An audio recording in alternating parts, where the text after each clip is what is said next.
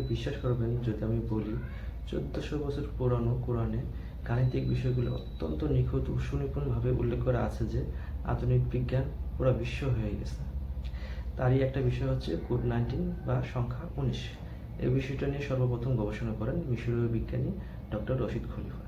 উনি 1960-এর শেষের দিকে বা 70-এর শুরুর দিকে এই বিষয়টি নিয়ে গবেষণা করেন।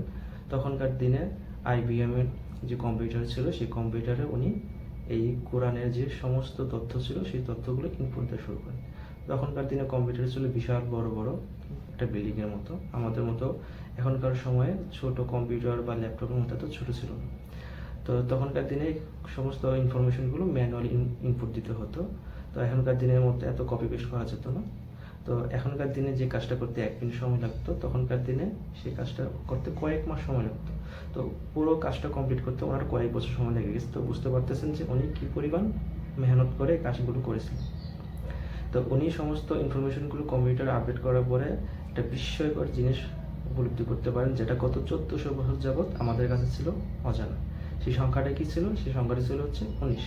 তো 19 সংখ্যা দ্বারা উনি কী খুঁজে পেয়েছেন?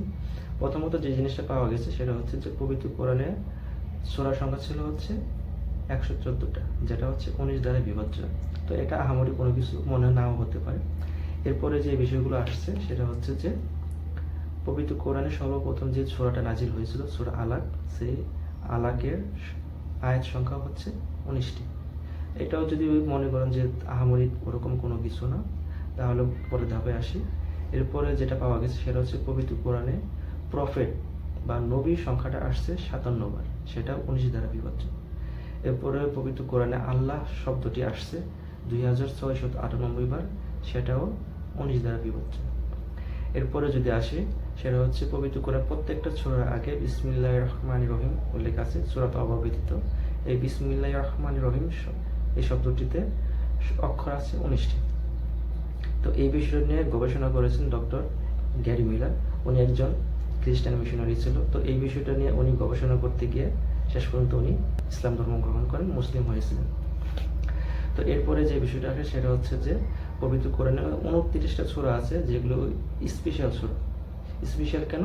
এই সূরাগুলো শুরু হয়েছিল বিশেষ কিছু অক্ষর দ্বারা, যেমন আলিফ লাম মিম, আলিফ লাম র দ্বারা। তো এই বিশেষ সূরাগুলো আছে, এই সূরাগুলোতে যে অক্ষরগুলো স্পেশাল, সেই স্পেশাল অক্ষরগুলোকে যদি আপনারা যোগ করেন সেই সংখ্যাটাও 19 দ্বারা বিভাজ্য হয়। এছাড়াও পবিত্র কোরআনে হুদা বা গাইডেন্স নামক একটি শব্দ আছে, যে শব্দটি আসছে 76 বার, এটাও 19 দ্বারা বিভাজ্য। তো 19 একটা সংখ্যা, এই সংখ্যা আরও অনেক কিছু আছে যেগুলো বলতে গেলে ভিডিও লম্বা হবে। গাণিতিক বিষয়ের 19 শব্দ ছাড়াও আরও অনেক বিষয় আছে যেগুলো পর্যায়ক্রমে আরও ধারাবাহিকভাবে ভিডিও আসবে।